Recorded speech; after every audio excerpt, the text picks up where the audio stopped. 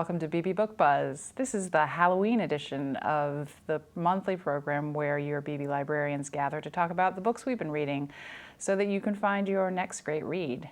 My name is Karen Stern, and I'm from the reference desk, and I'm here with my two colleagues, Jacqueline Powers, who is our assistant director, and Jeff Clapes, who is our head of reference.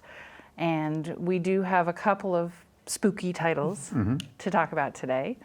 And I think Jeff is going to go I'm first. going first? Okay. Well, you guys know this. I don't know that everybody else does, but I tend to, in the fall, go through a lot of the Booker Prize nominees that are announced kind of late in the summer. So they have a long list that has usually about 15 nominees, and then they cut that down to about 5 or 6, and then they announce the winner in October, which they just did. So I like to read. They're usually a good mix of interesting things, and this year there were some really, really good titles. And so the one that I want to talk about today is called Frankissstein by Jeanette Winterson, who is a longtime British novelist who I think she won her first award way back. It's been a long time. For a long time. And so she's been writing for quite some time and has a long history of award-winning fiction. And this one, I found this delightful. This is it's perfect for Halloween. As you can tell, it has it pays homage to the original Frankenstein story, but it also is very contemporary. And well, I'll explain. So it's I do have to say though that it's weird. This is that's appropriate. It's a combination of, yeah, they are. It's always a little weird. It's a combination of, there are parts of it that are just laugh out loud funny, and then but it's also very serious. It's dealing with some very topical issues like life and death and transgender issues, and it's partly historical, and so it's kind of, some people might find it a bit all over the map, but it's amazing how well she brings all the stuff together. Right. It actually has 2 timelines, and the first one is great for people, even if you haven't read the original Frankenstein, which you should.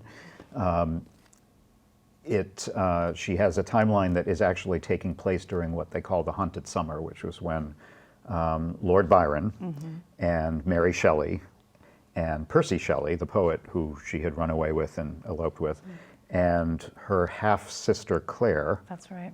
was with them.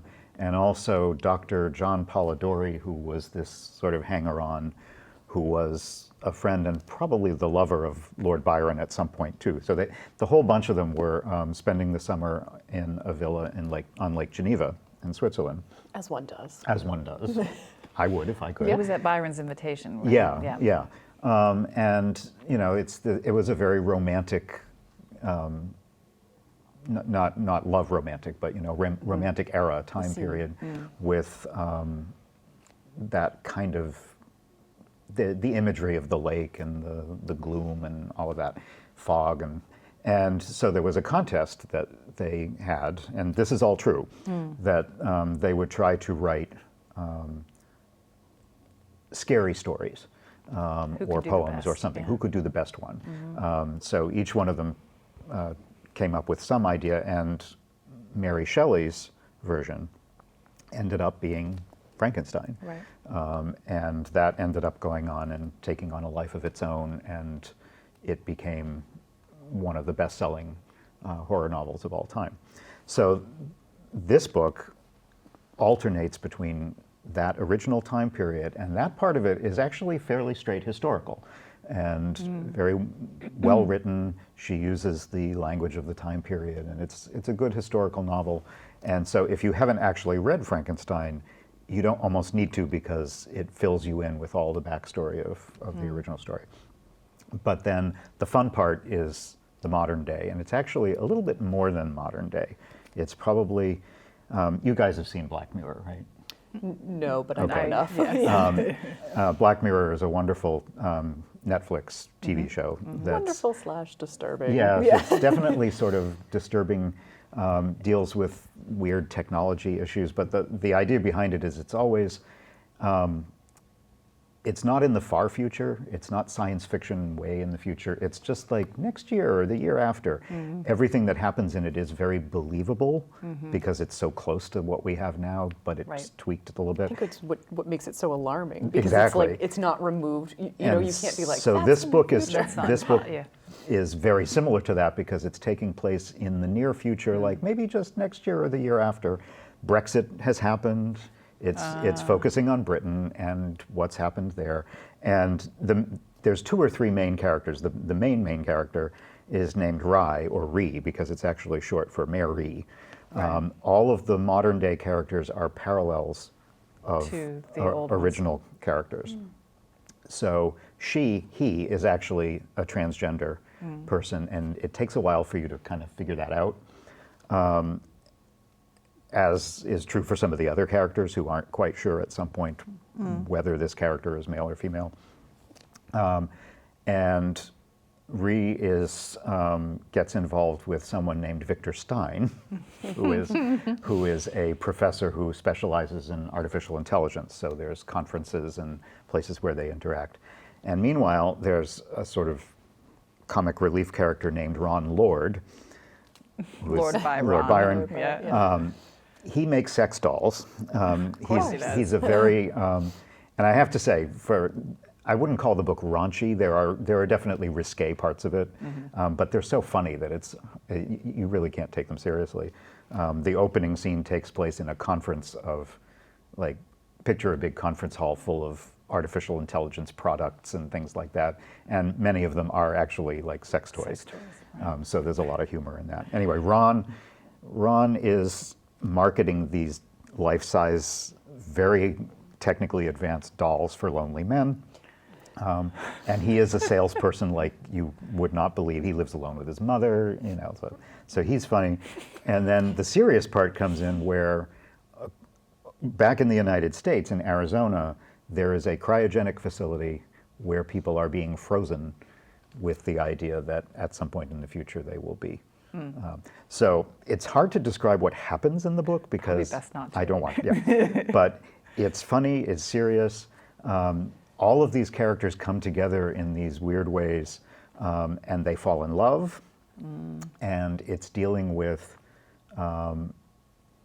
certainly with transgender issues, which are very topical today, also with artificial intelligence, which is also becoming very topical, and kind of what it means to be human and what it means to be fluid, not just gender fluid, but like intellectually human fluid. Right. What would it be like to be a human being without a body? Right. And so there's all of this stuff is going on. And the language, I'm just going to read you a couple of quick quotes because her writing is just so great.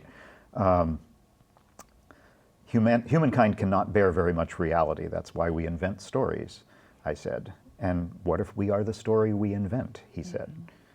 And then another one, I was hoping I could read one of the more risque ones, but I realized this is a family show and I probably shouldn't.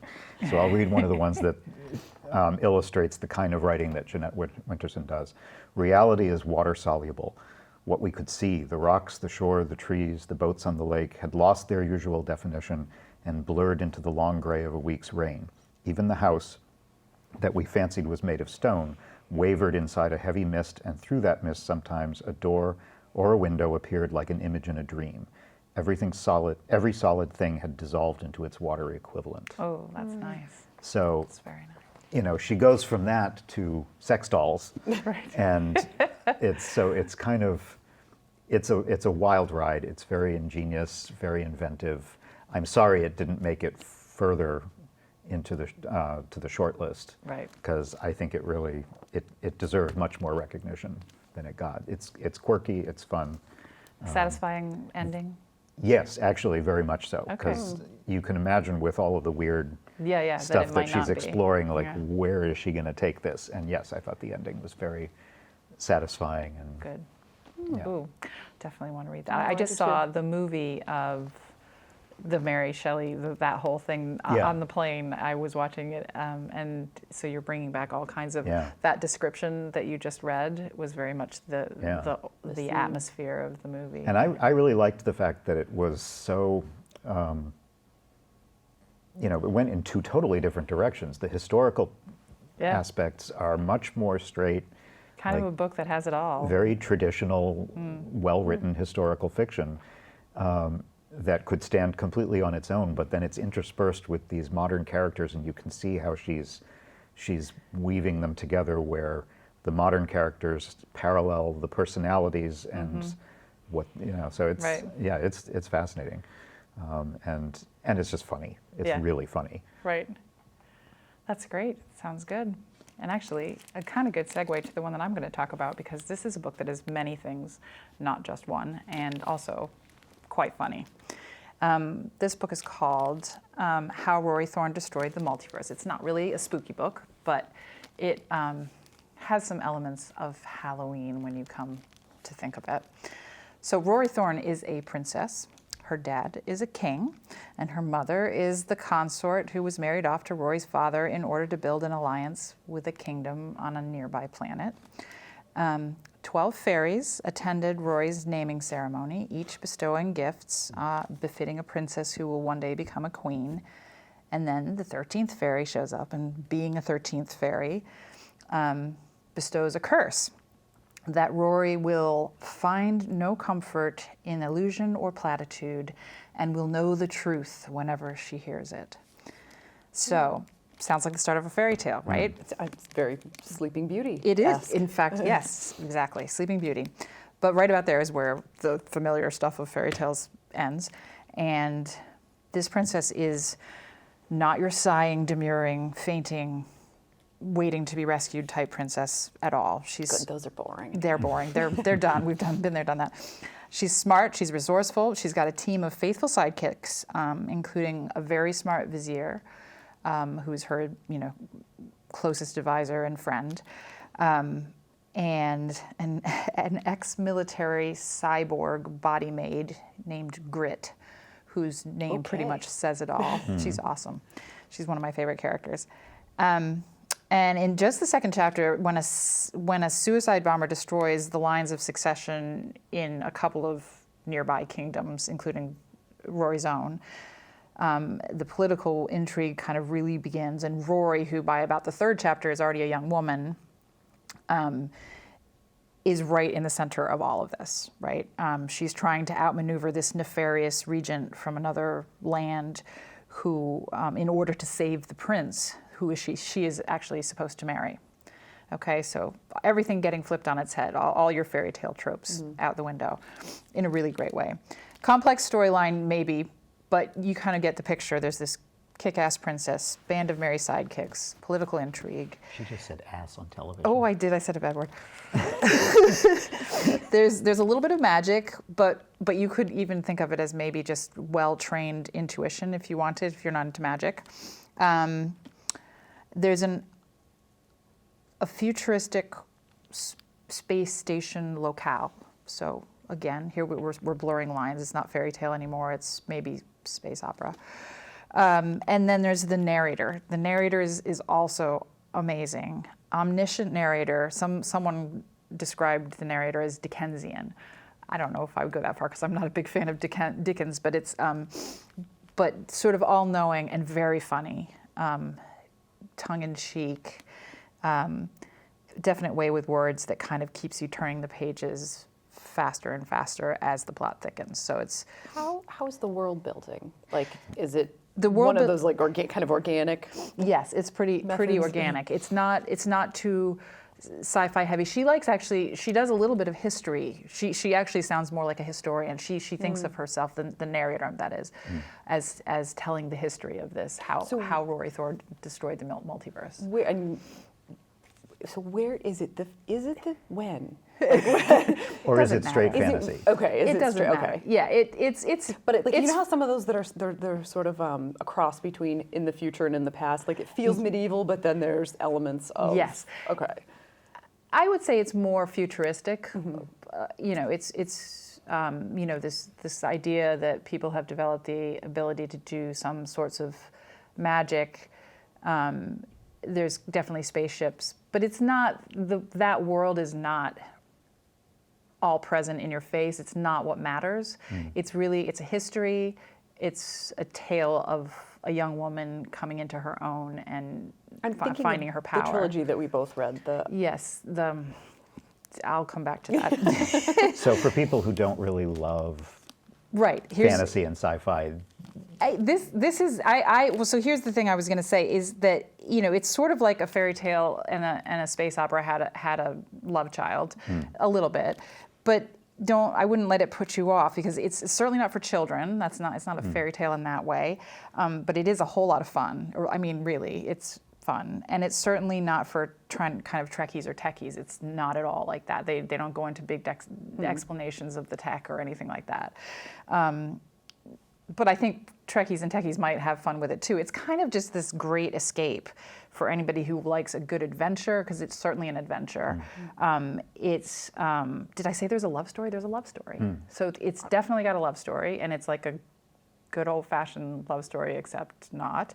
And then it has this kind of droll, tongue-in-cheek, self-aware presence on the page. Like, the voice is very strong. But it's never too, like, some of those, when that voice is very present, it's too much. It's like they get too droll and too self-aware and snarky, and you think, I can't listen to this anymore. She manages that balance really, really well.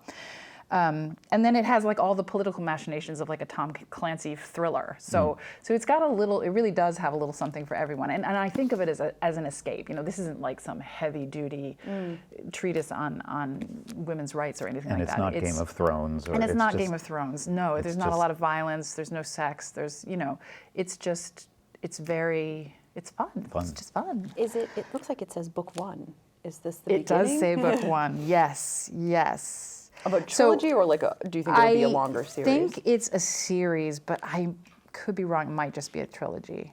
It might depend on how many people can convince to yes, read it. Right. But I would say, so you should ask yourself the question of, how does the 13th Fairy's curse lead to Rory Thorne destroying the multiverse? That's kind of the question that you will have answered by the end of it. And is that curse really a curse, or is it a gift, or both, but it's definitely, yes, book 1 of a lot of fun.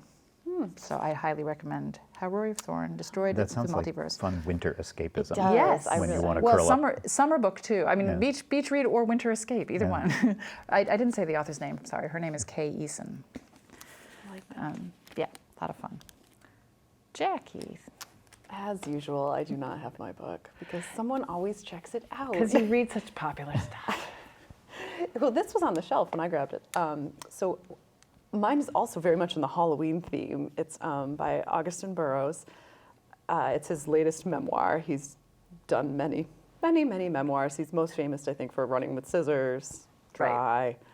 The Wolf at the Table, I think, was a memoir about his father. But this one is called Toil and Trouble.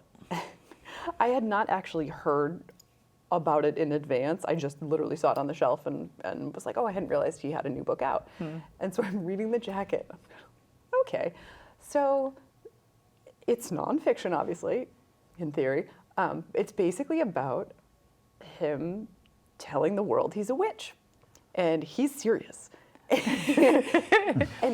But it's so funny. I really enjoy his writing. I find him I find him sort of in the vein of David Sedaris. A little, he's dry. He's dry. Is it intellectual humor, or is it kind of? He's clearly very bright. Yeah. But it's not. It's very David Sedaris in that he's not quite as snarky, but shades in that direction. It can be very serious and introspective, though. He had a very difficult, complicated, if you've ever read Running with Scissors, fairly horrific childhood, I think, kind of traumatic, and I think he spent a long time dealing with it. And even in this book, he's now, I think he just turned 50, or at the time of the writing had turned 50, and was really reflecting a lot about it. He talks about his mother's death, and he hadn't seen her in like 20 years or something. So there's a lot of this sort of introspective stuff, but then it's interspersed with he and his husband move to Connecticut. They have lived in Manhattan. I think the husband was raised in Manhattan, so had lived there his life. and convinced Did I him tell to you move I've to. been to his apartment? Yes. I have, this is an aside, a good friend of mine from many years ago who lives in Manhattan he ended up buying this, well, it was a condo, and the real estate agent was showing him around, and there were all these Augusten Burroughs books like piled up all over the place. He's like, thought it was a little, like multiple copies. Yeah. And he asked the real estate agent, like, is this person really into Augusten Burroughs or something? And she said, well, it is Augusten Burroughs. Wow. He was moving. So, yeah, so I had actually, he So wasn't there. Was this at the time when he moved to Connecticut? I think they moved in like 2000. Yeah, this was a few years ago. Or something. And in fact, my friend has since moved to another apartment. But So they bought this house in Connecticut. He convinced the husband to move to Connecticut, and they buy this house, and it's this very old. You can actually Google it if you actually look him up. Augusten Burroughs, Connecticut. It shows you the house. It's also old colonial, and there's lots of old art. It feels like it's kind of Plymouth plantation-y, that kind of era. But it's so interspersed throughout the book is this story of them moving, with some flashbacks to his childhood and his relationship with his mother and his relationship with his father and things like that. And then also interwoven in that is sort of how his whole thing about witches, which is so he comes from a long line of witches, and his mother was one, his uncle was one, his grandmother was one, and it's a whole just passed down thing. He talks about how it's not religion, it's not supernatural, it actually is very natural. And then he has all these kind of examples of things that have, things that he's predicted or felt or intuited before they happened. And so the reviews on this are so mixed. And I decided from the go that I was just going to go with it. And do I need to believe him? I believe he believes it. Maybe that's enough. Right. I don't know. I mean, I don't. and if it's a good story. And it was a good story. Some people were just eviscerated because they said, this is ridiculous and witches aren't real. But I mean, he's very funny about it because he talks about how he's not religious. He does not believe in God. He doesn't believe in other, like the ghosts. He's or not the a Wiccan. afterlife. Yeah. No, that is he made some distinction between witches and Wiccan. Wiccan is a religion. Is a religion, right? And being a witch is not. And it was very interesting because he just, like I said, he clearly believes it, and right. People just thought his examples were kind of silly. I don't know. I didn't think they were. I didn't think they were. And I don't know. And he's so funny. It almost doesn't matter. He's so funny. It didn't matter to me. So I wouldn't. If you're looking for it to be like definitive in some way, like it's going to change your mind about the existence of witches or whether or not you believe that or not. I don't. Like, it's just an enjoyable. It's right. an enjoyable memoir. He's an enjoyable character. And he must be making observations about life and other things does, that are very. I mean, I was watching it, or reading it rather, at lunch with you one day, yes. and I kept laughing, like yes. literally laughing yes. hysterically out loud because he's talking about his neighbor across the street who supposedly, I mean, she was very obscure, a former opera singer, and I think she's like in her 70s now, but she was famous in her eyes. And just talking about her, their interactions with her. They go to like a dinner party with her where the husband's like taking canned tomatoes like out of a can and just like dumping them on a plate and being like, look, pasta. They're very funny. And then he has another interaction with a friend who's a real estate agent, and they go and look at some of the guy's house, and he's insane and has the whole house specially lit so that he appears in good lights. Like right. He was a hand model. Right. It was just. It does sound very like David Sedaris. Like That's- these sort of observations. The way they look yes. at the world seems Yes. very similar. Yeah. Right. Yes, and so there's a lot of aspects to it, and if the witch thing doesn't like fly with you, you can kind of Ignore that part. you can kind of gloss over it and take it for as with Right. a grain of salt. But I just find him to be compelling, and I think you can see how his writing has matured since Running with Scissors, which was 20 something years ago, and his writing's matured. He's matured. Yeah. He's very self-aware, in the same way that David Sedaris is kind of.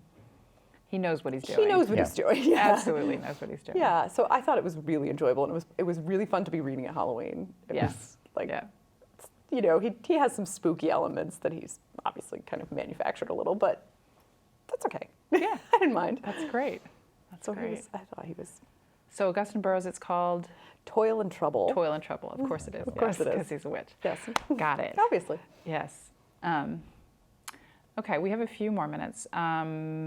Jeff, I see you have something. I don't want to talk too much, but I just thought I'd mention actually 2 sequels that are out now that people might want to know about if they don't already. If you've been living under a rock, you might not know that Margaret Atwood has a sequel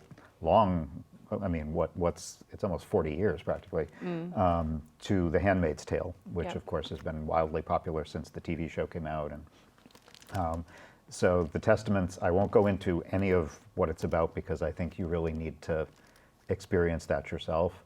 Obviously, you have to have read The Handmaid's Tale in order to Does it grasp just pick this. right up? It doesn't? No, it actually, it takes place almost an equivalent length of time afterwards. Oh, really? Like Okay. 30 some odd years later, although there are flashbacks.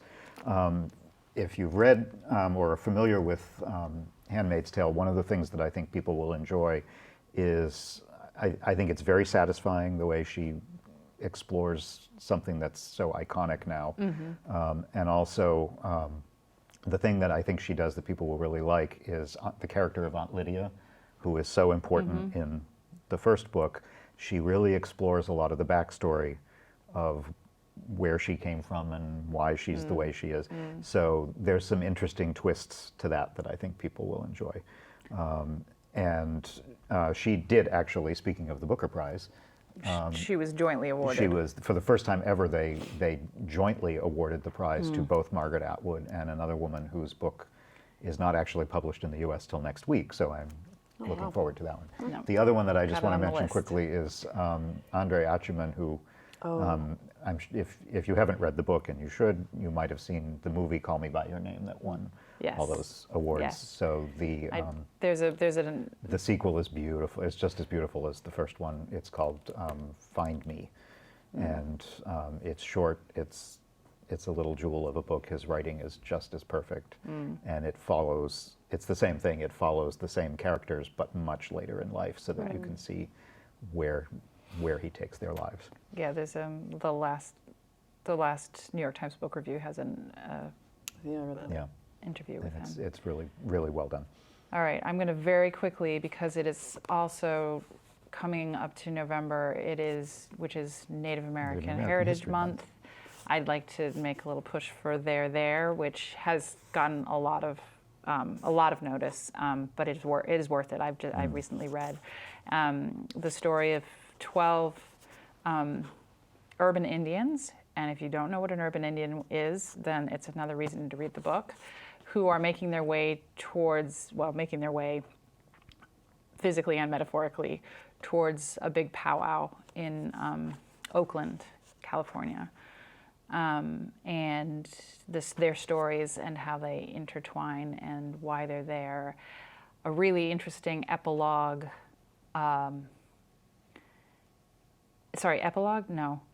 Forward by the author, who writes a concise history of Native Americans in this country, which is pretty mind-blowing and intense and very worth reading in itself. Even if you didn't read the rest of the book, worth reading that. So They're There by Tommy Orange, a very timely book and a very good one. And Halloweeny because it's orange. Because it's an orange orange, cover. pumpkin-colored as well. Yes. Yeah, I loved it. And I think that's about all we have time for today. This has been Beebe Book Buzz, and we will see you again next month for our next installment. Until then, happy reading.